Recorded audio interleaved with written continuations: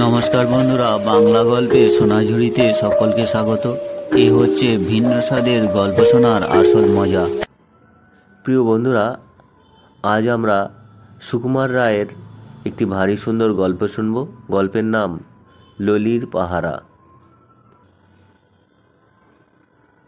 শহর থেকে অনেক দূরে ললিদের বাড়ি। সে বাড়িতে খালি ললি থাকে আর তার বাবা থাকেন, আর থাকে একটা বড় শুয়োর। বাড়ির চারিদিকে ছোট ছোট ক্ষেত, তার চারিদিকে বেড়া দিয়ে ঘেরা।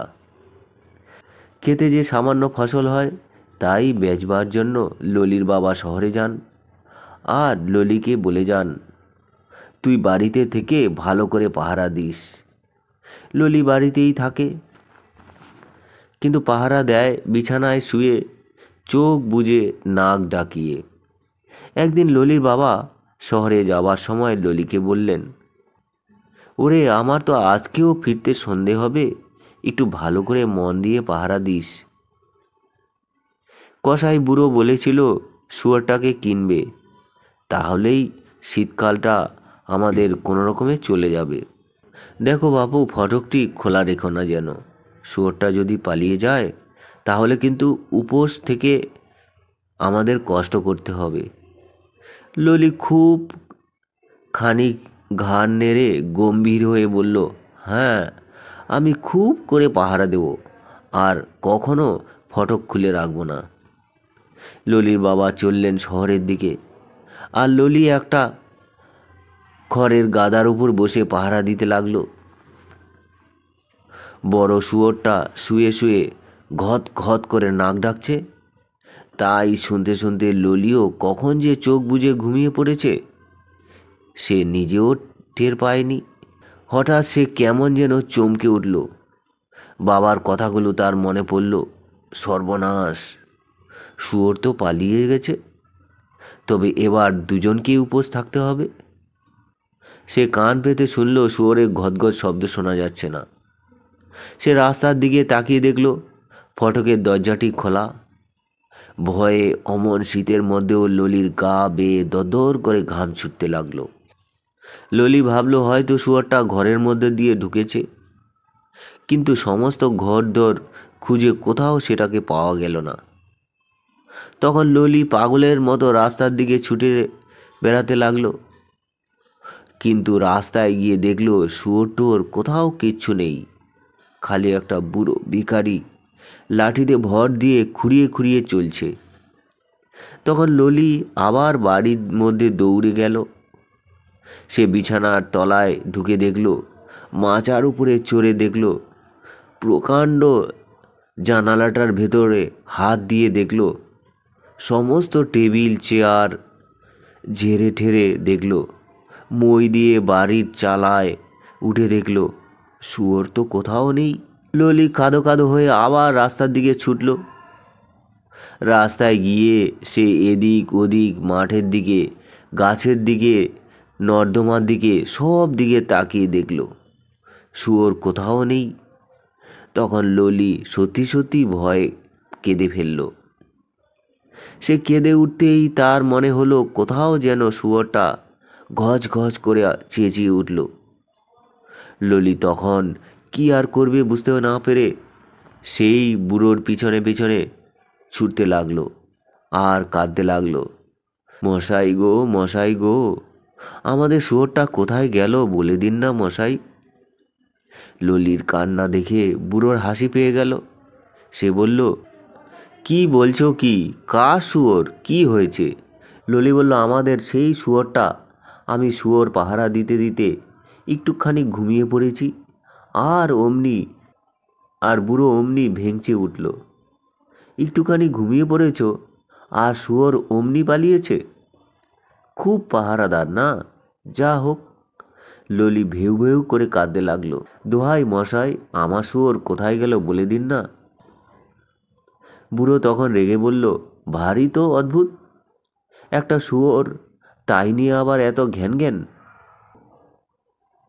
এ কিন্তু নেহাত বড়ই বাড়াবাড়ি। ললি বলল, শুয়োর গেলে আমাদের আর কোনো উপায় নেই, আমাদের কি উপায় হবে? আমরা শীতকালে খাবার পয়সা কোথায় পাবো? বুড়ো দাঁত মুখ খিচিয়ে বলল, যখন পড়ে পড়ে ঘুমাচ্ছিলে তখন সে কথা খেয়াল ছিল না? এই বলে বুড়ো আবার কুজো হয়ে লাঠিতে ভর দিয়ে চলতে লাগলো।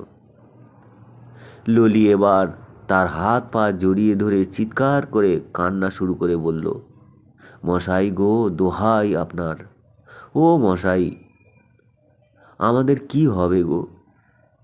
বুড়ো বলল, কি আপদ রে, এমন বিচ্ছিরি প্যানপেনে ছিচকাদুনে ছেলে আমি তো কখনো দেখিনি। চুপ চুপ কর শিগগির, এক্ষুনি পাড়ার লোক সব ছুটে আসবে ডাকাত পড়েছে মনে করে। কিন্তু ললি সে কি আর কথা শোনে? সে প্রাণপণে কেবলই চেঁচাচ্ছে, ওরে আমার শুয়োর কোথায় গেল রে, ওরে আমার শুয়োর কোথায় গেল রে। বুড়ো তখন বিরক্ত হয়ে পা দুটো ছাড়িয়ে আবার ঠকঠক করে হাঁটতে চলল। আর ঠিক সেই সময় বুড়োর গায়ের ছেঁড়া কম্বলের ভেতর থেকে ঘট ঘট করে কিসের একটা শব্দ শোনা গেল। ললি শব্দ শুনেই চিৎকার করে উঠল, তবে রে হতভাগা চোর, আমাদের শুয়োর নিয়ে পালাচ্ছিস? এই বলে সে বুড়োর লাঠিখানা টেনে ধরল। যেমন লাঠিতে হাত দেওয়া, অমনি ললির মনে হলো তার যেন সমস্ত শরীর ঝিমঝিম করছে। তার হাত পাগুলো সুসুর করে কীরকম যেন ছোট্ট হয়ে যাচ্ছে। ঘাড় গলা পেট সব অসম্ভব মোটা হয়ে ফুলে উঠেছে। মুখটা অদ্ভুত রকম বদলে গেল, নাকটা ঠেলে এগিয়ে যাচ্ছে। তারপর দেখতে দেখতে সে 4 পায়ে হাঁটতে লাগলো। বুড়ো তখন এক গাল হেসে বলল, হাঁ, এইবার ঠিক হয়েছে। কেমন, আগে ছিলে একটা অপদার্থ নিষ্কর্মা ঘুম কাতরে কুড়ে, আর এখন হয়েছিস কেমন থপথপে নাদুস নুদুস হ্যাংলা মুখ শুয়োর। বেশ বেশ, আর কোনো দিন দুষ্টুমি করবি? আর কখনো বুড়ো মানুষকে চোর বলে ধরতে যাবি? যা, এইবার তোর খড়ের গাদায় গিয়ে শুয়ে থাক। তোর বাবা যখন ফিরে আসবে, কসাইবাবুকে নিয়ে যখন দেখবে শুয়োরটা আছে, কিন্তু হতভাগা লক্ষ্মী ছাড়া ললিটা কোথায় পালিয়ে গেছে। এই বলে বুড়ো হো হো করে হেসে উঠল। এরপর বুড়ো খুব একচোট হেসে নিয়ে খোঁড়াতে খোঁড়াতে চলতে লাগলো। আর ললই ধুলোয় পড়ে কাঁদতে কাঁদতে চোখের জলে ধুলো ভিজিয়ে কাদা করে ফেলল। ললি রাস্তায় পড়ে কাঁদছে। এমন সময় হঠাৎ কোত্থেকে একটা খেকি কুকুর ঘেউ ঘেউ করে তেড়ে আসলো। ললি বেচারা কি করে, সে এখন শুয়োর হয়ে গেছে, তাই তার ভুরো পেট নিয়ে ছোট ছোট 4টি পায়ে প্রাণপণে ছুটতে লাগলো। ছুটতে ছুটতে হাঁপাতে হাঁপাতে সে নিজের বাড়ির ফটকের সামনে এসেই এক দৌড়ে সেই খড়ের গাদার মধ্যে ঢুকে বলল, ঘট, অর্থাৎ বড্ড বেঁচে গেছি। ললি খড়ের মধ্যে শুয়ে হাঁপাচ্ছে আর ভাবছে এখন কি করা যায়। এমন সময় হঠাৎ ভয়ে তার হাত পা আড়ষ্ট হয়ে গেল। তার মনে পড়ল, বাবা তো সন্ধে হলেই কসাইকে নিয়ে বাড়ি ফিরবেন, আর তাকেই তো শুয়োর ভেবে কসাইয়ের কাছে বিক্রি করে দেবেন। ললি আর ভাবতে পারল না। সে শুয়োরের ভাষায় একেবারে বাপরে মারে গেছি গেছি বলে চিৎকার করে লাফিয়ে উঠল। সে ভাবল, এই বেলা সময় থাকতে ছুটে পালাই, কিন্তু পালাবে কোথায়? ঠিক সেই সময় তার বাবা সেই কসাইকে নিয়ে ফটক দিয়ে ঢুকছেন। ললির বাবা ঢুকেই এদিক ওদিক তাকিয়ে বললেন, দেখেছ, হতভাগা ছেলেটা ফটক খোলা রেখেই কোথায় সরে পড়েছে। শুয়োরটা যে পালায়নি, এই ভাগ্যি। এই বলে তিনি ললির কান দুটো ধরে কসাইয়ের কাছে টেনে আনলেন। কসাই ললিকে হা করিয়ে তার মুখ দেখল, তার পাঁজরে খোঁচা মেরে পিঠের ওপর আচ্ছা করে চাপড়ে তাকে পরীক্ষা করল। তারপর খুশি হয়ে বলল, হুঁ, বেশ। ললি তার মাথা নেড়ে হাত পা ছুঁড়ে লাফাতে লাগলো।